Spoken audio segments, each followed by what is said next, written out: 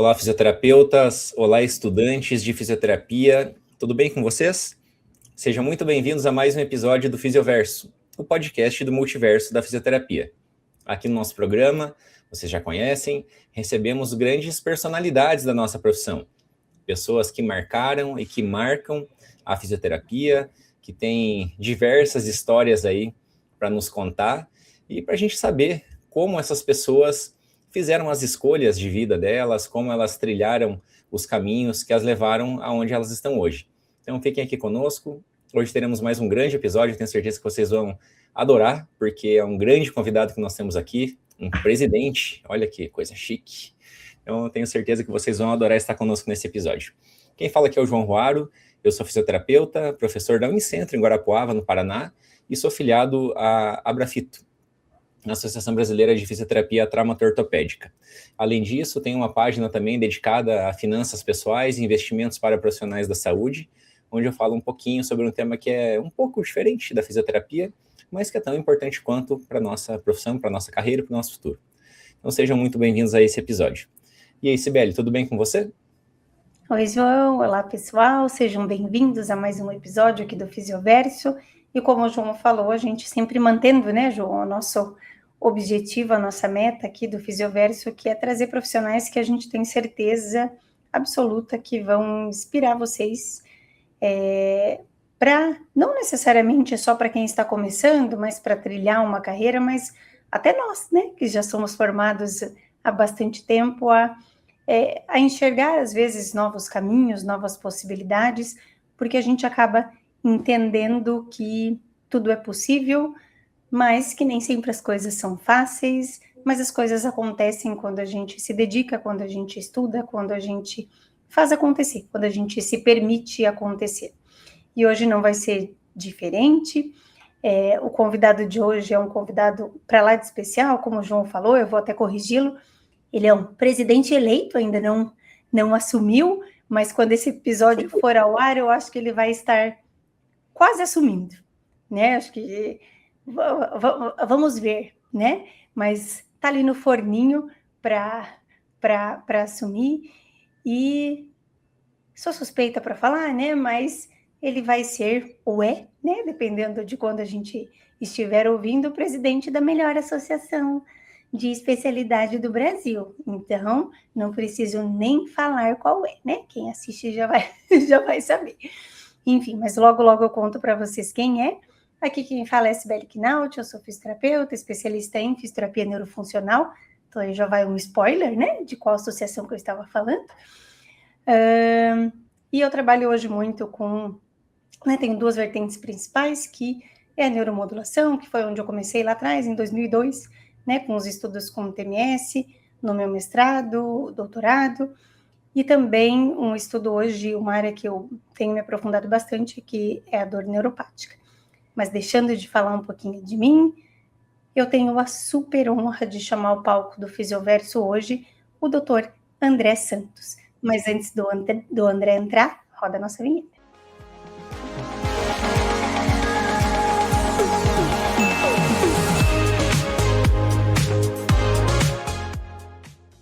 Seja muito bem-vindo ao Fisioverso, André. Como é que você está? Tudo bem por aí? Tudo bem, João. Muito obrigado pelo convite. E você, tudo bem? Ótimo. André, muitíssimo bem-vindo e, mais uma vez, muitíssimo obrigado por ter aceito o nosso convite. Eu sei que as nossas agendas, né, elas estão cada vez mais apertadas, a gente nunca consegue tempo para nada e eu agradeço, né, o João também, de você estar participando aqui com a gente. Obrigado pelo convite. Imagina. André, eu queria que você começasse contando um pouquinho para nós quem é o André. Quem é o André? O André é um cidadão que já está aqui nesse mundo há 56 anos e que é um entusiasta da vida, um entusiasta das pessoas, dos seres humanos, e por isso escolhi a saúde como a minha área profissional. E não poderia ter sido melhor escolha, especificamente dentro da fisioterapia. O André também é filho de um casal maravilhoso, com quase 60 anos de casados, meu pai, Nailton, e minha mãe, Silvia. André, irmão da Denise. André também, pai de 2 fabulosas meninas, Ana Luísa, de 23, e Sofia, de 18 anos. Uau, bem no auge da adolescência. Ah, No que auge. tenho medo dessa fase. A fase intensa. Eu imagino, cara, não é uma coisa fácil, né? Ter 2 meninas nessa idade. Na verdade, o meu pai, ele sempre fala que as preocupações, elas só mudam, elas nunca cessam. E acho que essa é a realidade da paternidade e da maternidade, né? Porque nós, enquanto pais, a gente procura sempre fazer o possível pelos filhos, como os nossos pais fizeram por nós. E bonito você falar dos seus pais desse jeito, com esse respeito todo. E acho que nós temos uma dívida, né, André, com os nossos pais, nesse sentido de que, assim, eles também fizeram tudo o que eles puderam por nós. E hoje, a gente estando no papel duplo, né, tanto de pai quanto de filho, a gente observa e sabe o quanto é penoso, né, esse papel. É penoso, mas ao mesmo tempo é revigorante. Ele também nos mostra, né, assim, o quanto vale a pena essa renovação, né? Hoje eu já sou tio-avô, eu tenho o Rafael, de 3 anos, que é o filho do meu sobrinho, e aí a gente vê esse ciclo acontecendo, é sempre muito bom, é sempre muito bom. Ai, que legal. Ciclo da vida. André, vamos falar um pouquinho, então, da fisioterapia. Qual foi a instituição que você se graduou e em que momento da vida ali que você escolheu a fisioterapia? É interessante, a minha escolha foi pautada por algumas influências, e isso foi na década de 1980. Na realidade, naquela dúvida, né, de fazer o vestibular, depois todos saberão como esse vestibular me persegue, né, essa palavra, mas na realidade, na escolha de uma área, eu tive boas influências e que queria muito a área de saúde, e uma mãe de uma amiga me apresentou a possibilidade da fisioterapia, e isso eu estou falando já no final dos anos 80, então eu comecei a fazer a fisioterapia na FRAICE, no Rio de Janeiro, Faculdade de Reabilitação da AICE. Eram poucas opções na época, e isso foi em 88, e me formei em 92 para 93. Eu falo isso porque finalizou em 92 e a colação de grau foi 8 de janeiro de 93, né? Então, na realidade, finalizou tudo em 92, e que, assim como eu entrei, né, numa expectativa do que seria, o encontro foi perfeito, né? Então, era uma época ainda bastante difícil da fisioterapia, mas, sem dúvida nenhuma, foi realmente uma boa escolha e uma boa escola que, na época, era o que tínhamos assim de referência aqui no Rio de Janeiro, né? André, a FRAIS foi... Oi, desculpa, João. Foi a instituição que a Miriam se formou? Não. Me parece que a Miriam Calheiros foi, se eu não me engano, na SUAM, que é próximo. Que aí, na época, tinha FRAIS, SUAM, Castelo Branco. Porque tem uma que é super famosa, que foi a primeira escola. Aí tem a Associação Brasileira, né, de Reabilitação. BBR, né? Mas essa é a anterior, né? Essa é bem anterior, mas eu tenho dúvidas, mas FRAICE não foi, eu tenho certeza. Entendi. Talvez, eu acho que eu estava confundindo com essa da reabilitação. Sim. E muitos anos antes de mim, imagino. Com certeza. A Miriam está chamando de velha. A Sibeli, ela tá hoje uma pessoa da discórdia, já falando sobre melhor associação. Isso a gente vai discutir muito ao longo desse episódio, viu, Sim, vamos. Dona Sibeli, sobre a melhor associação. Mas calma. Vamos ver quem que vai perder aqui, João. Chegaremos lá.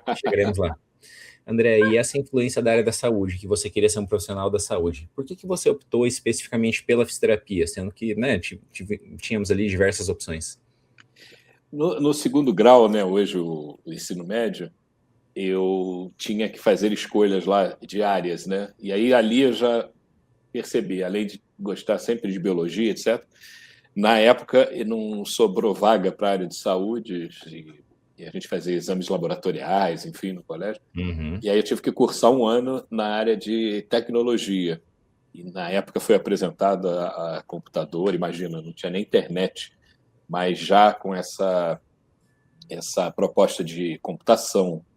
E eu lembro que a professora me perguntou, né, o que você faz aqui? Eu falei, eu estou aqui porque não tinha vaga lá na outra turma. E vamos seguir assim mesmo e tudo. Mal sabia, né, que realmente a gente ia ter que aprender a parte da computação, né? Então isso, imagina, tem muito tempo. E com isso me deu mais força ainda de batalhar para entrar para a turma era de biomédica que se chamava, né? Tinha humanas, tecnológica, era biomédica. E aí depois entrei, e aí ali você sempre passa por pensamentos como quero fazer medicina, quero fazer biologia, ciências biológicas, quero fazer educação física, então um mar de opções.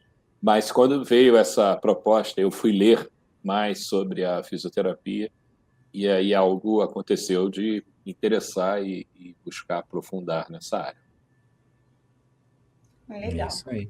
Guia do E estudante. André, e aí me conta, porque assim, você se formou, você falou ali no comecinho dos anos 90, né? Uhum. E aí, assim, para que área que você foi, né? Porque você é da fisioterapia vestibular hoje, mas a fisioterapia vestibular, ela é relativamente jovem, né? Como Claro. até a área de atuação hoje é especialidade, mas antigamente a área de atuação. Então, né? Como é que foi esse teu início aí de carreira? Isso é interessante, Sibeli, porque quando, na época, nós não tínhamos um rigor, né, na parte de currículo, então, no escolar, né, universitário, então tínhamos a possibilidade de fazer muitas horas de estágio, né, desde do início do curso, depois que isso tudo ficou mais rigoroso. Então, com isso, a possibilidade era imensa, né? Então, eu fiz estágio, você acha que eu somei mais carga horária de estágio do que de faculdade na época. E com isso eu passei pela neuropediatria, achei até que queria trabalhar na neuropediatria de forma mais absoluta, fiquei muitas horas de carga horária nessa área, mas também passei por traumatortopedia, etc. E aí já no fim do curso, já no último ano, eu fiquei interessado assim, não, tá muito tranquilo você trabalhar na área de saúde e não conhecer a morte, porque nós tínhamos pouca possibilidade de estágio em hospital, a fisioterapia no hospital na época era quase uma raridade. E aí eu colei e me aproximei de colegas que eram da enfermagem, que faziam o curso de fisioterapia, e passei a frequentar hospitais, passei a frequentar plantões de hospital público no Rio de Janeiro. Claro, uma cidade bem tranquila, quase não via coisas assim acontecendo nas emergências, mas enfim. E aí eu comecei a frequentar os hospitais e eu queria ver todo o processo de vida e morte, né, como funcionava isso. E aí acabei me apaixonando pela área hospitalar também. E também no HFAG, no Hospital da Força Aérea do Galeão, onde na época a Solange Canavarro era Preceptora, né? preceptora lá de estágio, junto com a Cristina Curti. Aí eu submeti lá um concurso deles para fazer estágio lá, mas aí eu, em vez de escolher o que era mais comum, né, em relação a ginásio, fisioterapia e cinésio, eu escolhi ficar com a Cristina Curti lá na parte de neuromodulação, eletrocicloergometria para pacientes com lesão medular, e isso era uma novidade na época, com equipamentos, com estimulação elétrica. E então eu tive esse privilégio de ver desde do que é o raiz, ver o que é realmente a clínica diária em hospital, até também a possibilidade de ver uma alta tecnologia na época. E era realmente alta tecnologia no Hospital da Força Aérea do Galeão. Então eu tive toda essa possibilidade. Aí, em seguida, eu sempre gosto de lembrar isso até aos alunos, e hoje vejo com bons olhos o olhar que o nosso sistema COFITO-CREFITO dá para a chamada fisioterapia domiciliar, que eu acho que é um dos primeiros empregos que o fisioterapeuta tem, é atender em casa, né? E hoje a gente até pode conversar mais adiante, a gente vê uma atenção para esse colega, né, que trabalha na domiciliar. Então, passei por esse primeiro emprego, de ver pacientes domiciliares, mas também comecei na musculoesquelética, na traumaortopedia, trabalhando com ortopedistas, e aí eu tive a oportunidade de ver que também não era bem o que eu queria, mas tive essa possibilidade. E aí, depois disso, em resumo, eu fui para a área hospitalar mais forte, né, de aí trabalhar, etc. E também, paralelo a isso, fui apresentado à Clínica da Dor, mas aí é um outro capítulo, antes de chegar na vertigem, né? Isso tudo eu estou falando num período aí até 96, por aí, 1996, 97. Maravilha. Tá. E no hospital você ficava em unidade de terapia intensiva? Era mais ambulatório? Como é que Eu vou é? te falar, assim, eu tive a grande honra de ter um professor chamado Paulo Henrique de Oliveira, que ele, assim que eu me formei, ele também mudou-se do Rio para Bahia, que está até lá hoje. E ele, Antônio Duarte, então eram pessoas assim da origem da fisioterapia respiratória. Você conhece, né, Antônio Duarte? Lá. E eu tive a oportunidade nessa época de trabalhar com eles em hospitais no Rio de Janeiro. Era fisioterapeuta voluntário num hospital público aqui, existe até hoje o Municipal Salgado Filho, que é um hospital de alta complexidade. E depois disso foram quase 10 anos ou mais de fisioterapia hospitalar, terapia intensiva. Trabalhei em complexos hospitalares aqui, hoje muito famosos, como o de Niterói, que começou antes de ser a Mil lá, já tinha um serviço, que era aqueles serviços terceirizados, né, dos nossos colegas, e a gente trabalhava, então fiz muito plantão, era às vezes 24, depois às vezes descansava 6 horas e pegava mais um de 24. Então, eu fiz muita terapia intensiva e participei efetivamente, eu posso dizer com orgulho, dessa história da fisioterapia respiratória, porque eu trabalhei também, estudei com o Carlos Alberto Caetano Azeredo, cheguei a ministrar curso com ele, falando até de CPAP e efeitos viscerais do CPAP, etc. Então, tive esse prazer de conviver com o Carlos Alberto Caetano Azeredo, com Hélio Pio, da área cardiológica, etc. Então, eu me aprofundei muito na respiratória e uma época de lutas, né? Porque era um embate dentro da terapia intensiva e que nós tínhamos essa... Então, isso tudo eu tive experiência.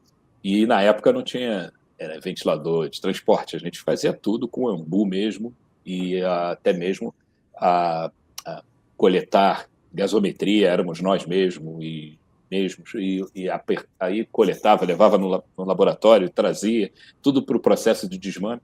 Então, foi uma época intensa que eu tenho muito orgulho e que a segurança clínica que eu tenho hoje eu devo a essa experiência hospitalar, da qual, se pudesse, todo fisioterapeuta tinha que passar por isso, né? Exato, imagino mesmo. André, você comentou... Desculpa, João, não estou deixando nem você falar, né? Mas eu só queria fechar aqui, que o André comentou uma coisa que eu acho que a gente já repetiu aqui algumas vezes, e que até é difícil, às vezes, a gente dosar o que é bom, a gente entende que as coisas mudaram, claro, né? Mas o que você falou de a gente fazer muito estágio antigamente, né? Quando não tinha a resolução ali de 2013, a gente começava a fazer estágio já no primeiro ano e fazíamos horas, né? Como você, eu comecei num hospital grande aqui de Curitiba, né? O Hospital Erasto Gettner, eu comecei a fazer estágio no meu 2º ano de faculdade e terminei só quando eu me formei. Fazia todos os dias das 2 às 7. Todos santos, e a gente tinha aula à noite, então assim, era super intenso. E é uma baita de uma experiência que a gente tem. Entendemos que a regulamentação também precisa, porque naquela época... Aí também era, né, assim, as clínicas, os locais acabavam pegando só estagiário e não contratava, né? Então, assim, claro, é uma evolução, mas a gente pensando só na parte didática, né? Para nós foi super bom, né? E didática e a própria prática mesmo de conviver em equipe multidisciplinar, interdisciplinar, e você ter como uma dificuldade, na época, a fisioterapia. Hoje você tem internato, tem programas de residência. Então, a medicina sempre teve isso e você via o quê? O fisioterapeuta já se formando e no dia seguinte um profissional voando lá, enquanto a medicina, paralelamente, o sujeito tinha uma cultura, né, de passar por uma residência, etc. Então, não tínhamos isso na época. Então, ia dessa forma, né, uma atitude mais individual. Agora, claro, as coisas, graças a isso tudo, elas vieram se organizando, né, e hoje a gente vê uma formação mais sólida, né, dos colegas fisioterapeutas, que até é invejável, né, uma faculdade hoje é invejável de se ver, né. Exatamente. André, e você já comentou que nessa época, digamos assim, a fisioterapia respiratória, a hospitalar, ela tinha um espaço, de certa forma, limitado, que, obviamente, nesses últimos anos foi completamente maximizado, e pelo nosso fazer profissional, sem dúvida, sim, fomos nós que conquistamos esse espaço, mostrando resultado, essa coisa toda. Mas o que aconteceu? Você cansou da parte hospitalar? Você não via valorização? O que aconteceu que você acabou mudando de área? Começou a ficar tonto. Não, antes da tontura veio a dor e a delícia, né? Porque, no fundo, eu fui apresentado à dor antes da vertigem. E foi aí que entra essa minha tendência para neuro, né? Porque é uma colega de faculdade, por isso que eu acho que é importante até uma mensagem, né? Se isso pode servir de mensagem ou conselho, enfim. Mas eu acho que a tua postura, a tua conduta, ela sempre e sempre será observada, né? Desde os primórdios da faculdade. Então, tenho muito orgulho da Aninha Macedo, uma colega de faculdade, e me chamou, depois dela ser convidada a trabalhar numa clínica de dor, clínica da dor, e ela percebeu que não era o que ela queria, mas ela me recomendou. Eu agradeço muito até hoje, e eu falo por esse... éramos formados só na mesma época, né? Não tínhamos assim grandes referências um do outro e tudo, mas havia esse respeito, né? De não, você tem esse perfil, você tem aquele perfil, então isso é muito importante. E o que aconteceu foi que ela me apresentou a um neurocirurgião, o Carlos Teles, professor na época da UERJ, enfim, da Universidade Estadual, e que foi uma entrevista, bom, clínica da dor, é isso, eu também não havia aprofundado sobre o que era. Ele falou, não, então precisamos aqui da fisioterapia e tudo. Então, isso também naquele auge ali entre os anos 90 e 2000. E eu fiquei encantado, né, com o estudo da dor, da época. Eram poucos colegas também nessa área, pouquíssimos, né? Eu falava que estava na clínica da dor, os colegas falavam, dor eu também trabalho, eu também faço. Eu falei, não, é um pouco diferente. E aí eu usava... Pouquíssimos, porque isso começou a ser falado para geral da fisioterapia, assim, eu acho que ali por 2010, 2015, que vários fisioterapeutas começaram a falar sobre a neurofisiologia da dor, sobre o tratamento da dor, tipos de dor, essa coisa toda. Mas antes não tinha isso não, cara. Década de 90, não tinha. Exato. E aí eu tive esse prazer, essa honra de trabalhar, que eram os médicos aqui do Rio de Janeiro e de outros estados, que eram verdadeiras clínicas da dor de hospitais e universidades públicas, né? O Teles, por exemplo, o Carlos Teles tinha feito doutorado na Alemanha, a Renoalves Menezes, que eu escrevi um capítulo de livro sobre síndromes dolorosas, isso tudo nesses anos 90, e que me levou para um lugar assim que eu diria foi um divisor de águas, porque eu percebia a seriedade que era aquele trabalho, e culminou com aquela fase que você vai sair de casa, né, vai ficar noivo, e vai casar, etc. Então, a minha independência, ela seguiu através dessa linha. Quer dizer, ali eu aprendi a fazer consultório com esses profissionais, né? E eram todos mais velhos que eu. Tinha a Sociedade Brasileira do Estudo da Dor, já tinha SBED. Então, eu comecei, inclusive, a me despertar na parte científica com eles, que eram todos pesquisadores, todos doutores. Então, a dor tem um capítulo bem grande na minha história, né? Eu cheguei a fazer, até hoje, essa apostila de fisioterapia na clínica da dor, cheguei a ministrar cursos disso, mas isso tudo antes do ano 2000. E aí, sim, fiquei intercalando, né? Esse trecho aí eu fiquei intercalando entre clínica da dor e a parte hospitalar. Até depois eu assumi um serviço de fisioterapia hospitalar, mas mesmo assim levei a clínica da dor junto comigo.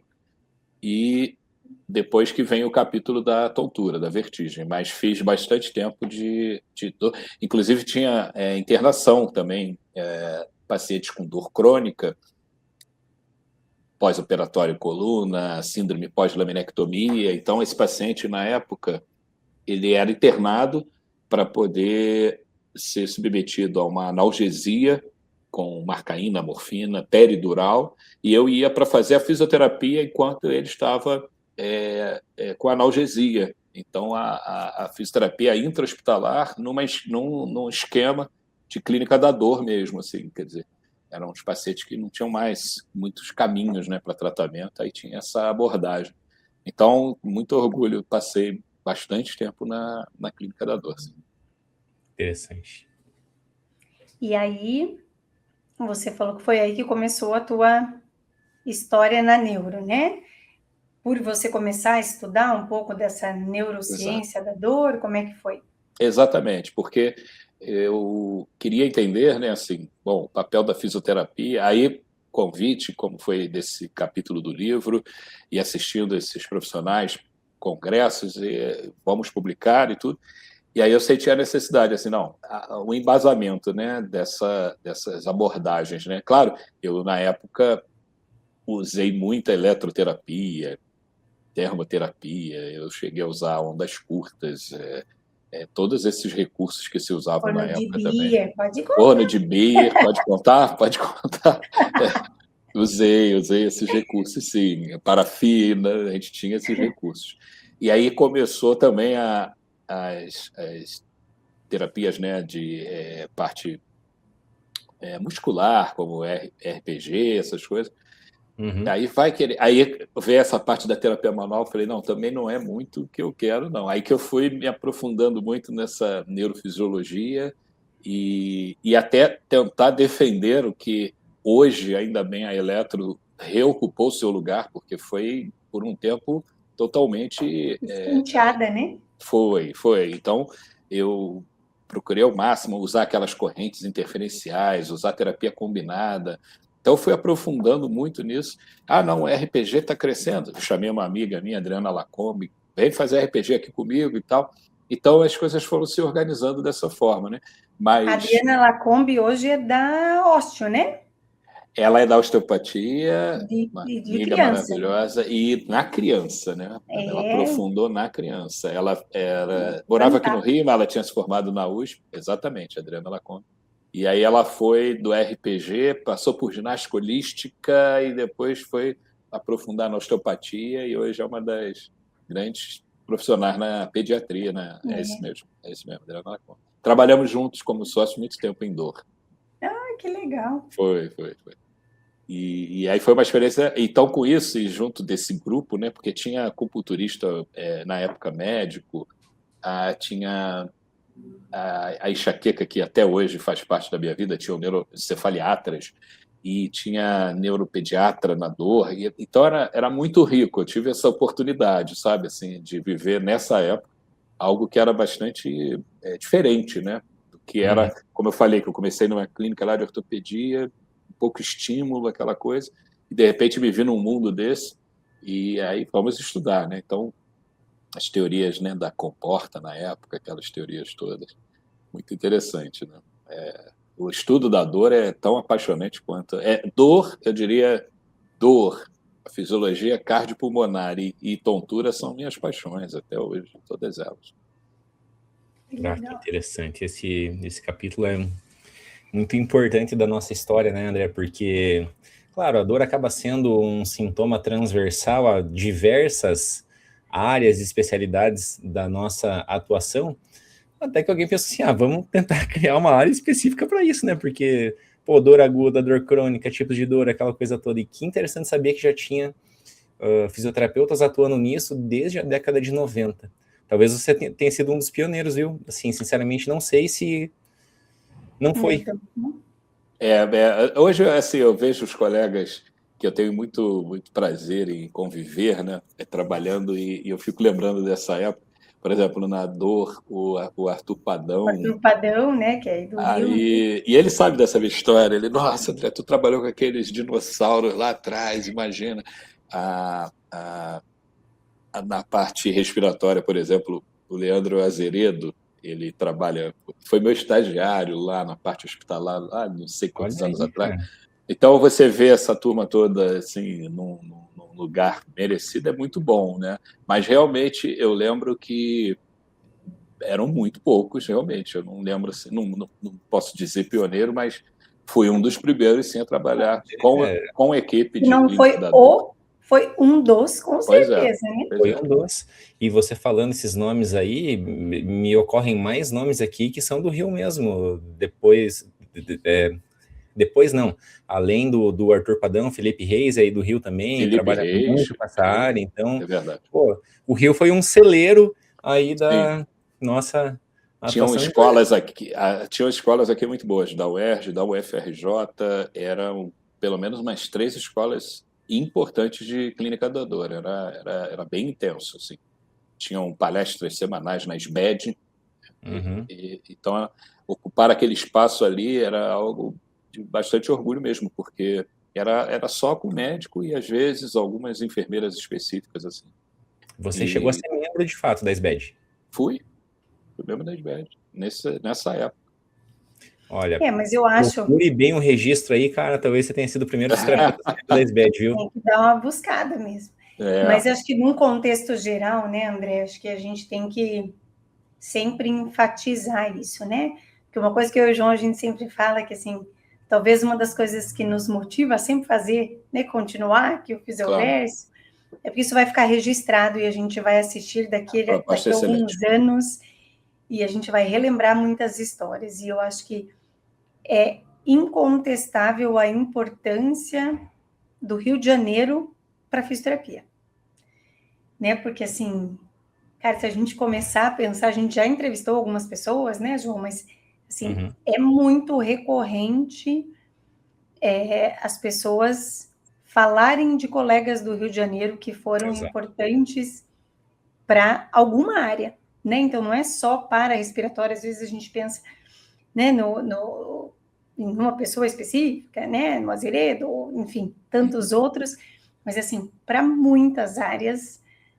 da fisioterapia, o Rio de Janeiro foi o berço, foi o celeiro ali, né? Nós aqui costumamos brincar, isso era uma brincadeira dos anos 80, 90, mas faz um sentido. Temos, e com nossos irmãos paulistas e paulistanos, que há essa brincadeira de uma pseudo... Biscoito e bolacha. Rixa e tal.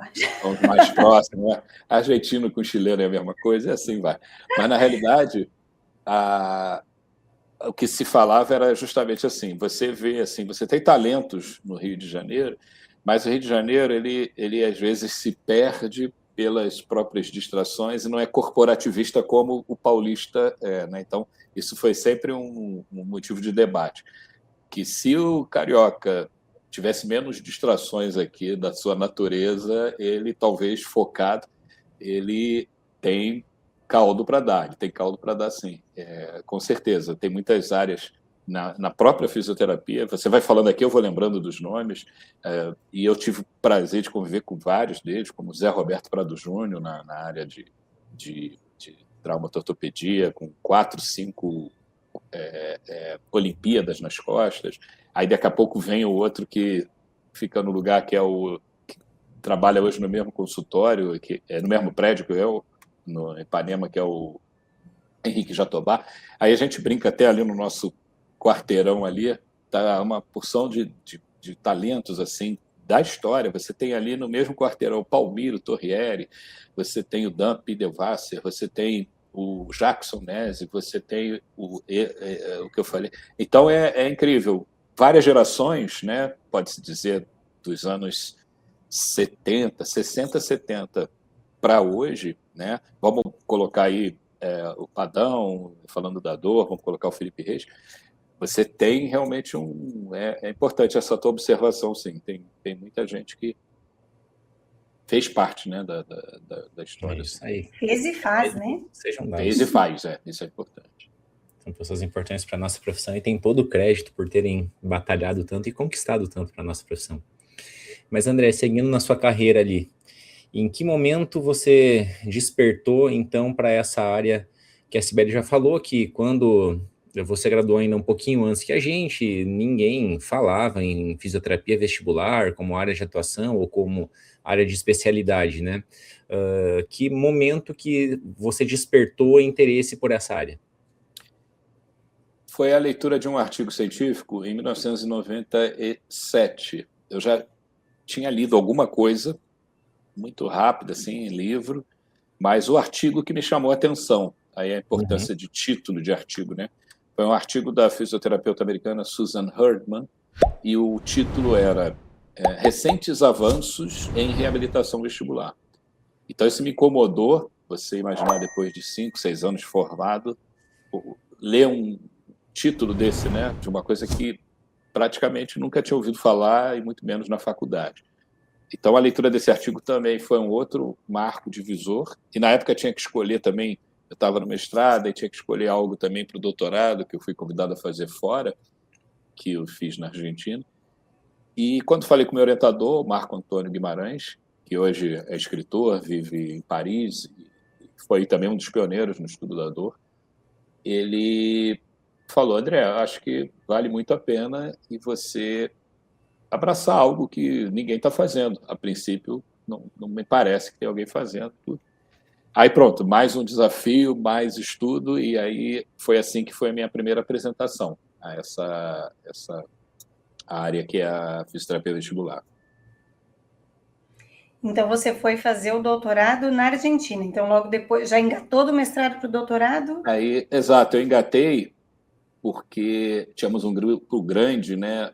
Aí nós vivemos essa transição, né, da fisioterapia clínica, e que ela foi se tornando mais científica, né? Então, nós vivemos essa transição. Então, eram poucos pesquisadores, como o Marco Antônio Guimarães, por exemplo, e ele criou um grupo, eu, Palmiro, o Damo, várias pessoas para estimular a ir para o campo da pesquisa, que não era, na realidade, na época, muito lado a lado. Na educação física já era. Nós tínhamos, sim, uma força, como sabemos, legislativa muito forte, que nem se compara à história, em termos de tempo, da educação física e da fonoaudiologia. A fonoaudiologia foi reconhecida em 1980. Então, nós tínhamos essa área legislativa muito forte, mas a parte científica era muito fraca, muito pobre. E, inclusive, esses grandes nomes, era um prazer ouvi-los, porque eram verdadeiros palestrantes, oradores, né? A gente tinha neles assim referência não só pelo estudo, mas as palestras eram coisas assim maravilhosas. Então, vivemos essa transição, né, da cientificidade da área, e nisso, mestrado, doutorado, aí que eu escolhi esse tema. Aí encontrei muitas barreiras aqui para ter alguma formação básica nisso, e aí eu resolvi me formar e fazer essa formação lá nos Estados Unidos com a própria autora do artigo. E aí foi foi em 99 que eu fui para Washington, nos Estados Unidos, Washington, D.C. Aí lá eu fiz uma formação inicial com essa autora. E aí me senti um pouco mais forte, e culminou com o convite para traduzir o livro dela, por coincidência, pela editora Manoli, que era a segunda edição do livro, que me deixou mais chocado ainda, porque ela já estava na segunda edição e a gente ainda estava... Eles estavam fazendo a atualização, fazendo o segundo livro, e a gente nunca nem tinha ouvido falar, né? Exatamente. E aí isso foi exatamente em 2000, e aí foi bom que eu tive essa oportunidade de pegar o livro dela, 700 páginas, e fazer a revisão da tradução, a revisão científica. E ele foi publicado em 2002, aqui no Brasil, o livro Reabilitação Vestibular, segunda edição. E pronto, aí... Autora, André? Oi? Fale o nome da autora. A autora Susan Herdman, H-E-R-D, de dado A-M. Que te deu o curso lá também. Oi? Que foi a professora que te deu o curso lá em Washington. Lá em Washington, e é um curso menor, foi até um curso dentro dos regionais deles e tudo. Aí ali me despertou muito mais ainda. Aí eu fui seguir, fiz um trabalho, um projeto, aí consegui executar lá o projeto do doutorado, que foi feito na Universidade de Buenos Aires, e, claro, um sanduíche aqui com o Brasil. Mas depois eu resolvi aprofundar mais ainda. Aí eu fiz a formação em 2005 ela já agora era da Universidade de Miami, ela foi para Atlanta, para Emory. Aí lá eu fiz o curso mais forte, mais intenso, que aí foi com ela e mais uns 15 professores, e nesse caso aí foi a formação baseada em competência e baseada em evidência. Então a gente tinha o certificado saía pela universidade e pela Associação Americana, aí tinha prova teórica, prova prática, aí era a imersão dentro da universidade, da Emory. Que bacana. André, e aqueles conceitos lá do primeiro curso, eles ainda são utilizáveis ou já meio que caíram por terra? Se a gente considerar esse divisor de águas, esse artigo dela, em 97 ele já traçava a rota que nós temos hoje, na realidade. Até hoje. É a rota que, basicamente, assim, se fala do popular labirintite, que pode se explicar 300 tipos e 2.000 causas de problemas. O nosso raciocínio clínico e diagnóstico vai ser dividido em 2 caminhos simples. Ou um problema mecânico, que é a VPPB, deslocamento de cristais, ou um problema neurosensorial, que vamos chamar de hipofunções. O primeiro necessita manobras específicas de tratamento. O outro vai para a cinesioterapia pura e aplicada, que seria essas condições neurosensoriais. Então, essa linha de raciocínio do que o fisioterapeuta deve fazer, ela não mudou. O que veio aprofundando, sim, foram as evidências científicas do recurso, né? Das intervenções, digamos assim. As intervenções, e aprofundamento da base, né? da neurocientífica, da base da plasticidade neuronal. Então, isso tudo só veio confirmando realmente que os criadores, né, vamos chamar, da reabilitação vestibular nos anos de 1940, eles estavam certos. Labirinto tem que ser avaliado, diagnosticado e tratado com movimento. Tem que ter movimento para entendê-lo e para recuperá-lo. E aí justifica mais do que nunca a fisioterapia, né? Justifica a fisioterapia. É movimento completamente. Não tem para onde pensar. Por isso que eu digo, não houve uma mudança dessa linha de pensamento. O que houve foi agora mais exigência, né, de você delinear melhor esse diagnóstico clínico, etc. E isso faz toda a diferença para esse paciente. As abordagens nas emergências, que a gente já tem hoje, enfim. Mas esse raciocínio que eu prefiro seguir, simples, tem 2 caminhos e vamos atrás deles. E eu acho, André, que antigamente tinha-se também um interesse muito grande pela fisiologia, pela neurofisiologia da coisa, né? Então, assim, como se levou alguns anos estudando isso, eu acho que chegar a esses 2 caminhos acaba também sendo mais fácil e menos chance de ter tido um erro que talvez hoje justificasse. Não, a gente pensa completamente diferente, né? Porque, assim, aos poucos livros, né? Não é minha área, mas que eu li, ganhei um livro do Chuck, e, assim, essa base neurofisiológica, ela é muito forte, né? E isso acaba justificando esses caminhos e, claro, né? Daí aprofundando tudo que tem hoje de mais atualizado, né?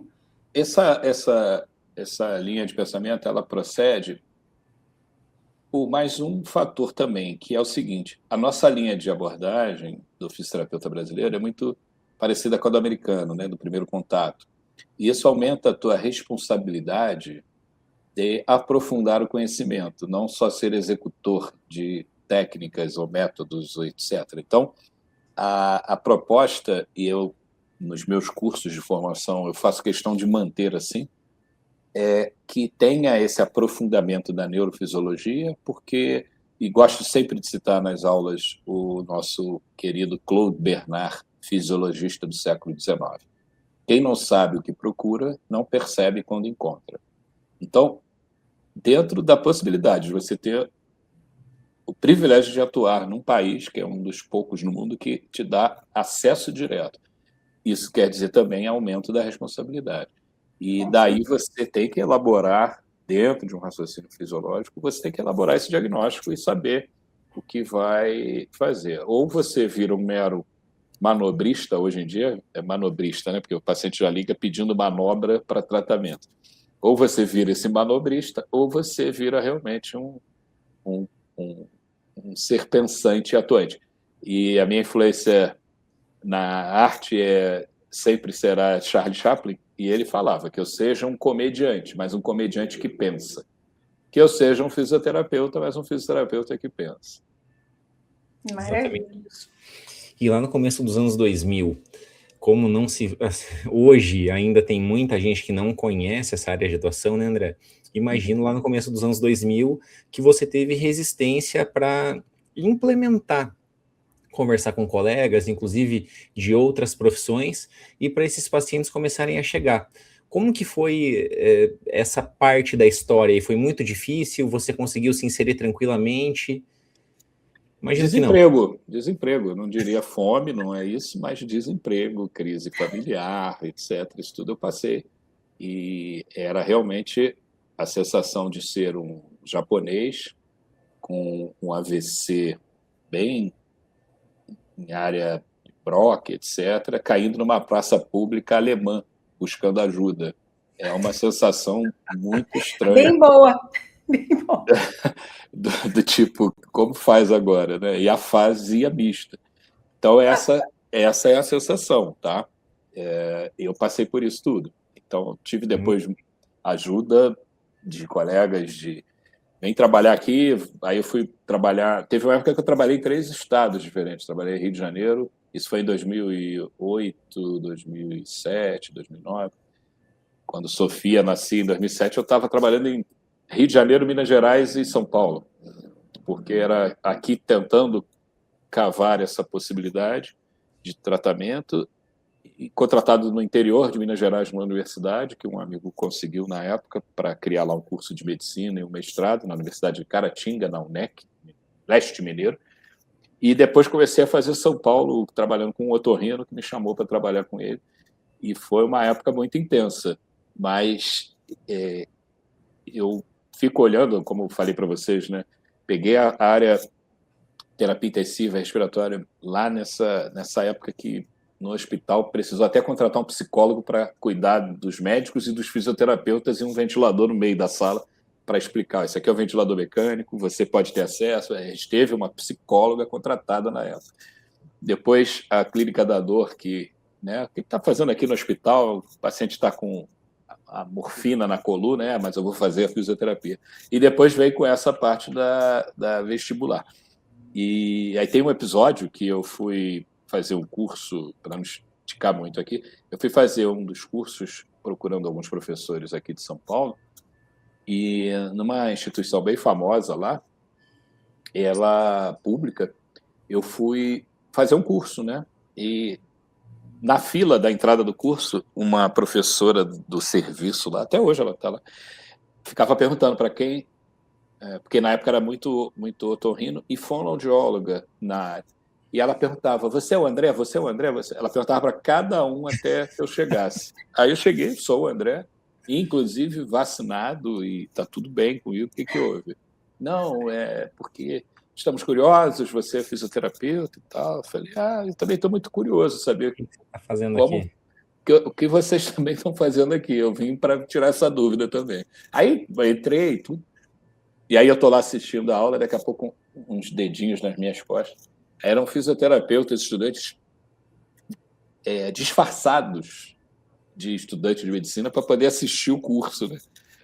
Então só eu era um declarado, assim, né? E aí foi essa história, e depois eu saí no meio, porque teve lá um intervalo, e depois, não, vamos agora falar com a nossa colega, vai falar sobre a abordagem da fonoaudiologia, na cinesioterapia, da paralisia facial. Eu falei, eu vou levantar, eu tenho um paciente no Rio, aí fui embora. Aí eu falei, chega, tá demais para mim.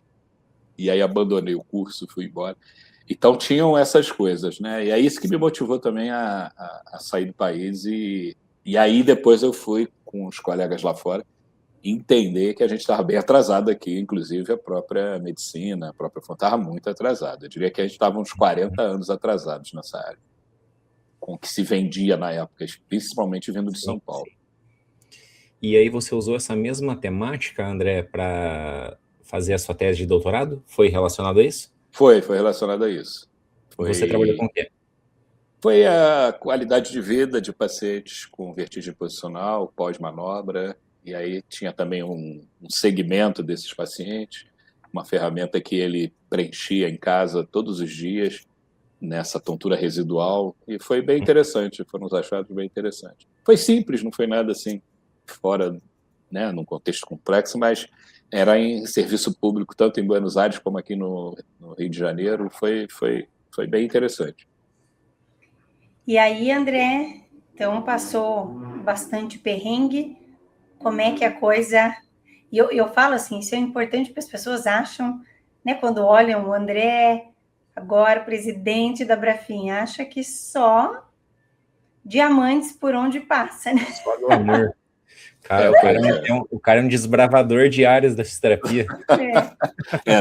Tem isso, porque a Brafim é outro capítulo importante, porque eu sou um membro fundador e... Sou fundador, isso mesmo. E na época a gente conversava de Abrafim, era eu, a Solange, Cristina Curti, Vilma Costa, José Vicente Martins. E aí eu moro aqui no Leblon, então aqui pertinho, por exemplo, era na Gávea, a gente ficava lá num barzinho conversando sobre uma associação. Aí essa conversa se estendia até a casa da Solange, que na época morava aqui no Leblon, e horas e horas e horas de conversa sobre a associação.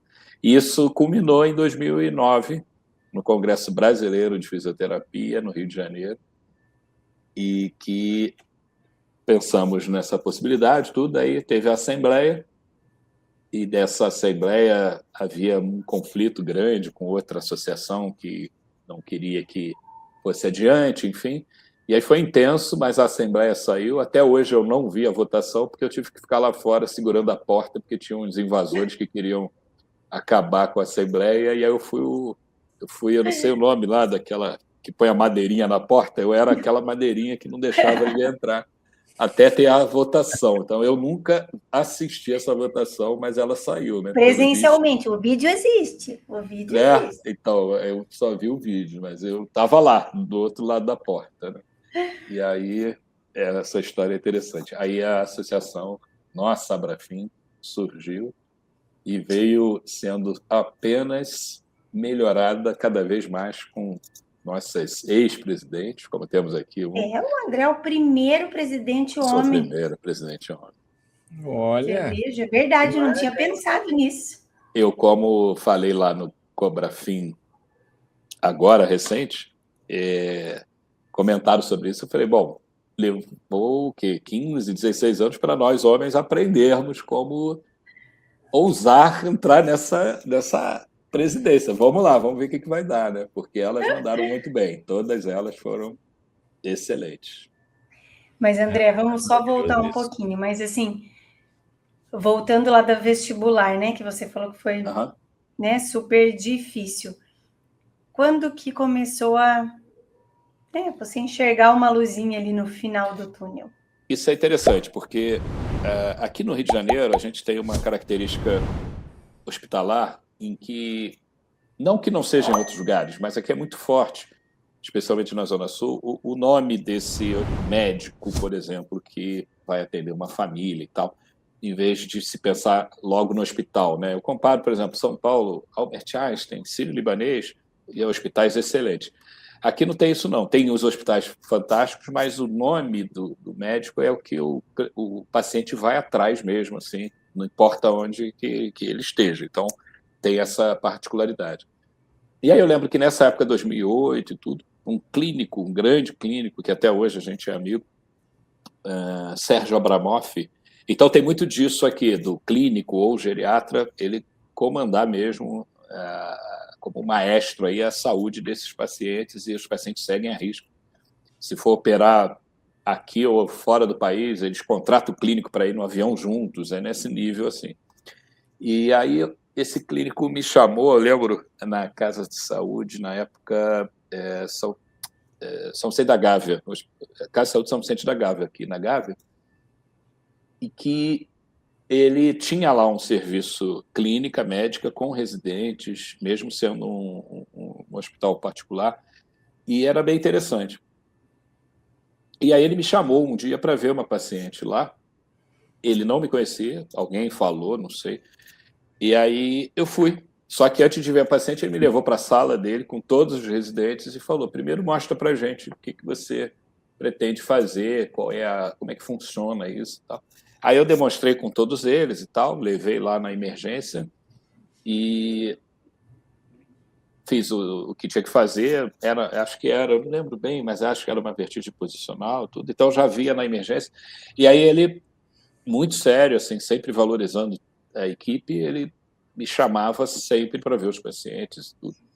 E dali isso foi importante. Como era um hospital bem interessante, numa dessas oportunidades eu tive a chance também de ver num hospital assim a primeira vez que a nossa querida Fátima Bernardes saiu da bancada da Globo, na época jornal, foi direto para o hospital passando mal. E nessa época eu fui atendê-la lá. E aí isso foi tomando uma proporção maior, né? Quer dizer, você atender na emergência um paciente que tem um nome já mais conhecido, e daí foram surgindo outras oportunidades, e ela acabou, a Fátima, me indicando para umas entrevistas. E na época, isso eu estou falando 2008, 2009, e por ali, eu dei uma entrevista grande num programa chamado Atividade, que era na Globo News, e depois uma também no Jornal Hoje, falando da fisioterapia vestibular. Então, isso aí foi dando uma visibilidade. Então, eu devo muito a essas oportunidades de médicos e pacientes com influência que imediatamente a coisa foi tomando. Aí você está no hospital, aí daqui a pouco um outro clínico, você quer o André? Vem cá, não sei o que. Aí nos tornamos grandes amigos até hoje, de ver esses pacientes e de dar opinião clínica mesmo em relação ao que o paciente realmente está precisando. Isso, tal, se tem um clínico desse, vem um paciente que vai fazer um check-up internado no hospital, ele vai chamar o André ou outro colega da fisioterapia para dar opinião do que ele acha daquele quadro, não é apenas chegar para tratar, etc. Então, isso foi bem interessante. E foi a partir desse momento que você focou 100% da sua atuação para vestibular? Exatamente. Foi nessa transição. E de lá para cá, nunca mais parei. Só faço a parte vestibular. Não faço outra área. 15 anos, André. 15 anos exclusivo, cara. Eu diria que a gente está calculando aí, mas 20, talvez, né? Tem mais de 20. Falando só tem mais de 20 anos, mais de 20 anos. Talvez 25, 26, falando de 97 para cá, 98. Vamos pegar, se for ver 2000. Meu primeiro curso de formação que eu ministrei foi exatamente já nessa época, um curso discreto, pequeno, mas já nessa época.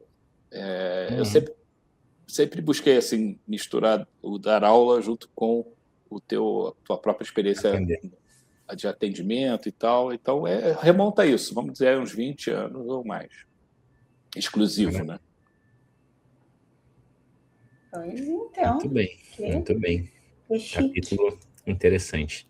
E eu me lembro, André, assim, eu não sei se você vai se lembrar, o local que talvez esteja me falhando, mas eu acredito que tenha sido em São Paulo, que nós conversamos uma vez, que eu acho que eu fui apresentada, mas, né, oficialmente para você, foi em algum evento da Brafim, não sei se foi um Enafim ou um Cobrafim, mas na minha cabeça está em São Paulo, que foi o Lázaro que nos apresentou. E a gente conversou justamente sobre... mas será que temos que abrir uma associação de fisioterapia vestibular? Ou a gente abraça a fisioterapia vestibular dentro da Brafim, que até então não existia, né? Hoje, né, o departamento em si, né, com esse nome não existe, mas a gente não tinha ainda o departamento de fisioterapia vestibular. Eu lembro que foi uma super boa conversa e acho que de um de um debate que durou muito tempo, no fim das contas, assim, para todos nós, né? A gente sempre ficou na dúvida se entraria efetivamente, né, exclusivamente, talvez, né, dentro da neuro, ou era realmente uma área, né, uma especialidade transversal, no sentido de que não necessariamente né, tenha que ser da neuro, enfim. E depois de tantos anos ali, eu diria que há mais de 10 anos isso aconteceu, ou perto de 10 anos, hoje finalmente a gente teve esse posicionamento, né, e essa conquista, né, independente se é o mais certo ou não, não sei, né, mas no meu entendimento talvez algumas pessoas discordem, mas disso estar dentro da Brafim, né, de ser uma especialidade, mas talvez uma subespecialidade da neuro, pensando que a prova está sendo ofertada pela Brafim, né, mas pelo menos os estudos estarem dentro da neuro, né. Você vê que a vida nos apresenta uma série de surpresas, né? Você foi participar da história da vestibular, né? Não teve jeito. Em 2017, Enafim, nós criamos um departamento lá no Enafim, em São Paulo, e você faz parte dessa história, com certeza. Não é verdade? E assim, foi sempre esse debate de... Claro, não havia massa crítica suficiente, mas talvez não fosse necessário, né? Na realidade, olhando agora, vamos ter um caminho próprio, né, da fisioterapia vestibular, etc. E quando a gente hoje observa o alcance que teve em relação à conquista da especialidade, significa o seguinte: somos o terceiro país do mundo a ter essa especialidade, e vinculado à neuro, que é a Austrália, a Inglaterra e agora o Brasil. Os Estados Unidos está há 15 ou 16 anos tentando, dentro da Neurology Section, eles estão tentando que o grupo especial interesse se transforme, mas muita resistência que eles apresentam lá, na área da neuro. E nós, então, conquistamos, isso é reconhecido por todos eles estão sabendo disso, né, lá fora. E interessante, né, André, isso que você falou, porque na INPA, que é a Associação Internacional de Neuro, claro, é um grupo especial de interesse, mas ele é da neuro, né? É da neuro. Eu não sabia, para mim, dos Estados Unidos era também, não sabia que não era. Então, aí eles têm um movimento bem forte, tanto é que tem as diretrizes clínicas de hipofunções, é do grupo deles, né? Então, é um grupo fortíssimo, e que eles veem assim, nossa, com maior respeito essa conquista que nós tivemos aqui, né? E essa especialidade agora ter um número de candidatos para a prova, né, para o certame, foi bem expressivo, né, para uma primeira prova. Para uma primeira, né? E que nós não tivemos, né, André, um tempo tão hábil até de divulgação. É verdade. Foi muito em cima, um prazo muito curto, né? É verdade. E agora você falando, talvez eu entenda melhor, porque nós estávamos no congresso lá do Congresso Mundial, e a Susan veio falar comigo, porque foi bem no período que nós estávamos lá que saiu, né, a questão da especialidade mesmo. E aí ela veio toda feliz, abraçar a gente. Nossa, vocês são demais lá na Brafim, porque deu certo. E assim, claro, né? Estava super feliz, mas acho que a alegria dela talvez extrapolava por, né, não ser uma coisa que eles até agora conseguiram conquistar, né? Não, e a Susan faz parte, né, da criação da Brafim, lá em 2009, a Susan Whitney, né? Não é, João, aquela que eu falei antes, não. Essa é a Whitney, que ela é a nossa convidada eterna da Brafim, do Cobrafim, e ela estava em 2009 aqui no Rio, quando teve a Assembleia da Brafim, da Fundação, nós tivemos a presença dela aqui no curso do COBRAF, do Congresso Brasileiro, e esse curso eu organizei com ela, etc., e o apoio da Brafim, mas vou te falar, nós conseguimos mais alunos do que o curso que tinha de respiratória, de ventilação mecânica. Nós superamos o curso com a Susan. Então, isso aí naquela época, imagina, 2009, nossa, foi um marco, assim, nossa, reabilitação vestibular, fisioterapia vestibular. E aí eu fiz um evento paralelo, que até hoje eu coordeno, que é o Encontro Internacional de Otoneurologia e Reabilitação Vestibular. Aí também ela foi convidada, era para 50 pessoas e tudo, pequeno. Mas eu lembro bem disso aí. A Susan tem essa história com a Abrafin, com a Fisioterapia Vestibular da América do Sul, ela participou efetivamente. Grande pesquisadora. André, e com toda essa história aí, não só na neurofuncional, né, partindo desde a respiratória lá, você viu que chegou, você falou já que participou como membro fundador da Abrafin, essa coisa toda. Você sentiu que chegou esse momento de contribuir talvez mais ao colocar o teu nome à disposição para a presidência? Como é que foi esse processo aí? Olha, na realidade, você quer fugir disso, né? Ninguém sente assim, eu vou lá. Aí... Eu estava até pensando, eu falei, nossa, o que ele vai responder? Porque eu fiquei pensando como isso aconteceu comigo. Pois é, e assim, aí esses ex aí, ó, esses ex-presidentes, ficam de olho, ficam só vendo assim, como vamos agir, vamos atuar sobre... Como que vamos dar o bote? Sorrateiramente, como que a gente vai armar essa armadilha aí? Então, tem essa motivação. É claro que, assim, estar ao lado da Abrafin, como eu falei lá no dia da Assembleia Eleitoral, você não entra nela, ela entra em você e tem uma relação de afeto, às vezes relação de intensa, e ela... Mas é um orgulho muito grande você participar da história da Abrafin em qualquer atividade. Eu sempre pude participar enquanto poderia ser acionado, sempre participei em qualquer atividade de departamento, qualquer uma é importante lá. E você vê o crescimento dela, e de repente você se vê nessa possibilidade, né? Vamos conversar, o que você acha e tudo. E aí é bem interessante, porque, bom, o primeiro momento é você se esquivar, né? Naturalmente, por conta do peso, da responsabilidade, etc.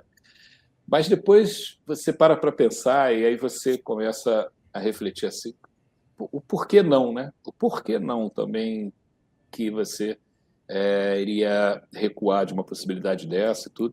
Então, sinceramente, eu me vejo numa fase de vida, depois dessa história toda que conversamos aqui, numa fase de vida que posso trazer alguma contribuição, sim, para a Abrafin, tanto em nível nacional como internacional, e me sinto hoje, e não é mentira que eu falo, nesses 15 anos observando essas presidentes fabulosas, me sinto mais preparado hoje de encarar esse desafio. Mas não é difícil também por uma coisa, com divergências naturais, a história da Abrafin passa por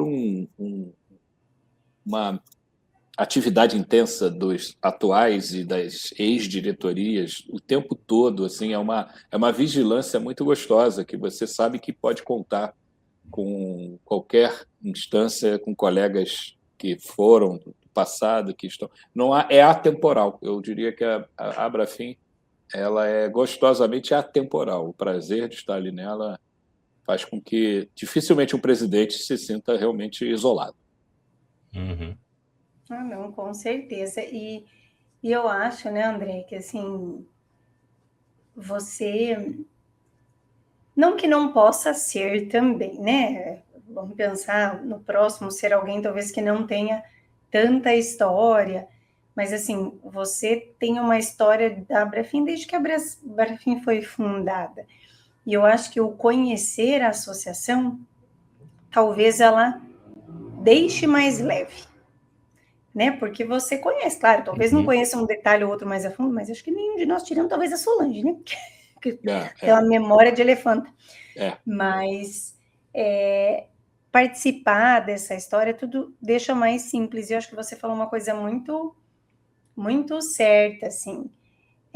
Eu acho que a gente tem, e não só falando de presidentes, mas de diretorias e de delegados, a gente tem essa facilidade de comunicação, né? De quando precisa de recorrer, a gente tem muita gente disposta a trabalhar e ajudar.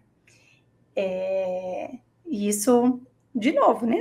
Facilita, deixa um pouquinho mais leve todo o peso, toda a responsabilidade que porque eu acho que o que pesa para o presidente é isso, né? Essa responsabilidade de tomar decisões, muitas vezes políticas, que, né, muitos de nós Não vai quer agradar fugir, às vezes não quer se Claro, envolver, claro. mas vai, né? Eu acho que a gente tem, acho que uma felicidade de, como você disse, a gente nunca vai concordar com tudo que o outro faz, né? Dentro da nossa casa não é assim, né? Com os Claro, nossos pais não é claro. assim, com o marido não é assim, com o filho não é assim, não vai ser na associação que vai ser. Mas eu acho que a gente tem os mesmos objetivos, né? Quando a gente tem os mesmos objetivos, as coisas, elas fluem, né? Porque a gente quer abraçar e quer fazer, Sim. né? E eu tenho certeza que você vai super tirar de letra. Só tenho mil pena, né? Uma mulherada gritando no teu pé da orelha. Mas Vai ser um desafio, é um desafio. Deus me ajude. É um desafio. Mas essa divergência de ideias é fundamental para que haja um crescimento do próprio grupo, não é verdade?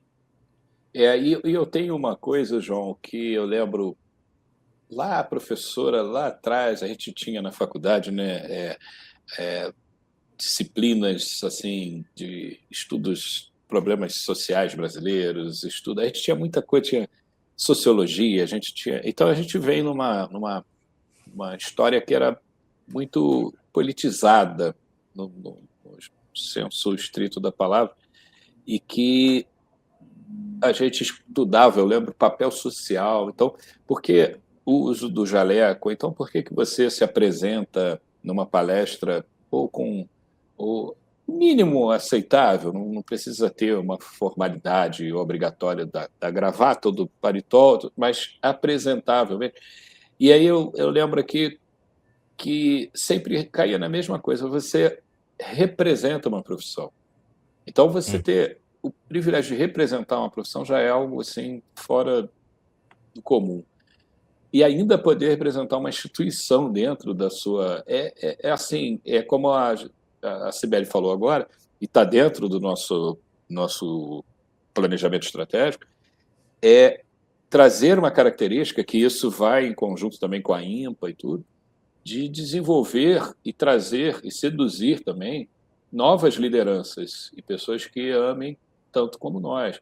E que, com isso, não há dúvida, o exemplo que você passa, e por isso que eu me sinto preparado, pelo menos nesse aspecto, o desafio vai ser grande de entender a máquina, como funciona ali dentro, que não é simples, mas o preparo também vem de você se expor, não, estou aqui e que tenho o que contribuir, mas, ao mesmo tempo, eu quero ser uma espécie de espelho para que novos se sintam também com essa vontade, com essa forma de trazer contribuições, né, para a fisioterapia neurológica, que eu vou te falar, assim, eu conversei recentemente com a nossa diretora científica atual, né, que é a Luanda Colante, que fez um trabalho magnífico aí dentro da Abrafim, e ela fala uma coisa assim que é super tocante, até interessante. O que 6 anos que elas acumularam, né? A Miriam Calheiros e tal, foram 2 mandatos, isso a gente tem que sempre lembrar. O que esses 6 anos trouxeram foi assim um olhar da fisioterapia neurofuncional no Brasil. E a Cibele sabe o que ela quer dizer com isso. E é uma coisa que assim não tem fim, não tem fim. E aí você cuida daquilo ali, você quer que aquilo seja cuidado. Então eu me sinto nessa responsabilidade, porque no fundo é para a população.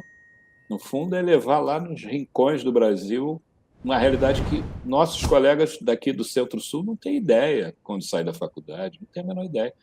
Então essa frase dela me toca muito da responsabilidade que é a Abrafim, sabe? Sem dúvida. Eu acho que esse talvez seja realmente o maior desafio, né, André? Porque talvez nós ainda, e graças a Deus a Abrafim tem crescido, né, no Congresso mesmo, né, elas mostraram, acho que a gente tem praticamente representantes em todos os estados, né, e no início não era assim, e a gente aqui talvez esteja num polo um pouco mais polos maiores, talvez, né? E a gente não tem dimensão do quanto o que as associações, do que os próprios conselhos fazem de benefício para as populações do Brasil todo, né? E às vezes a gente tem demandas. Hoje mesmo eu estava em curso, eu estava comentando né, que a gente avançou muito da neuromodulação agora para o SUS. E eu falei, quando a gente começou isso lá em 2016, eu me lembro que uma das coisas que o Ministério da Saúde, né, os órgãos ali reguladores nos questionaram era, vocês querem colocar no SUS, mas vai ter gente formado lá Exato. no interior do Amazonas que vai poder usar? Porque assim, o SUS é para todo mundo. Não adianta a gente ter, né, uma tecnologia que a gente não questiona em termos científicos, mas que vai ser São Paulo, Rio de Janeiro, né, Minas, Paraná, né? A gente precisa ter algo que realmente seja ofertado. Daí vem o papel da associação de a gente precisa formar mais gente, a gente precisa disseminar esse conhecimento. Né? Justamente isso que você falou, né? O final, né? O objeto, o resultado é a sociedade. E isso é uma baita de uma responsabilidade, né? Com certeza, com certeza. É isso aí. André, não vou falar da área da hospitalar e da respiratória, porque talvez eu seja injusto, mas você participou minimamente ali, vamos dizer assim. Mas da questão da dor e da vestibular, eu não tenho dúvidas de que ficou muito claro nessa tua história que você teve realmente um papel decisivo. Conta aqui para nós, cara, para a gente caminhar para o fechamento. Qual vai ser a próxima área que você vai desbravar? Eu tive a oportunidade de fazer uma palestra aqui no Hospital do Rio sobre o futuro da fisioterapia, os próximos 50 anos. E isso foi um desafio verificar para onde nós vamos. E hoje fica cada vez mais claro, né? 50 anos não é muito, né? Não é muito. Para mim né? Mas não é muito para a história da humanidade. Agora, o que acontece é que dessa pesquisa que eu fiz, né, para onde nós estamos indo e o que a gente pode desbravar, eu acho que o grande desafio é realmente a gente, com o que acabou de falar, né, da área da saúde pública, de atingir esse paciente lá tão necessitado. A gente conseguiu o desafio de alinhar o que é alta tecnologia, que são os recursos de última geração, para que essas pessoas possam ter algum benefício. Então, eu acho que, por uma forma ou outra, a fisioterapia ela tende a ser mais invasiva, enfim, são coisas que nós vamos vivenciar, ou muitos vão vivenciar, que serão, assim, hoje é um debate mais difícil, mas não tem muito para onde correr, não, com a questão de inteligência artificial até métodos invasivos. Mas eu diria que, assim, um desafio maior nosso é assim, vamos conseguir manter ou melhorar, na realidade, né, o que nós temos a oferecer para essa população. Então, eu acredito que está aí uma grande proposta de reinventar essa fisioterapia na minha cabeça para encontrar caminhos de que esse acesso à fisioterapia seja maior. E eu concordo com o nosso presidente, com o meu presidente do COFITO atual, o professor Sandroval. A fisioterapia precisa realmente ser conhecida e respeitada para a população em geral. Não mais outra personagem que não seja isso. Reconhecimento de instituições, de colegas de outras profissões, mas a população necessita urgente entender o papel do fisioterapeuta e especialista. E eu acho a frase dele muito, muito feliz nisso. Então, meu sonho aí de desafiar é traduzir essa fisioterapia mais para o popular e que tem acesso. Perfeito. Deus abençoe. Assim seja. Que todos nós, eu, você, a Cibele, todos que estão ouvindo ou assistindo aqui, consigamos participar desse processo de maneira cada vez mais ativa, né? E isso a gente vai levar para frente a mensagem do presidente. André, quem quiser te conhecer um pouquinho mais, saber mais da sua história, saber mais da tua atuação, quais são os principais caminhos para te encontrar? Tem o Instagram, né, que está divulgado aí.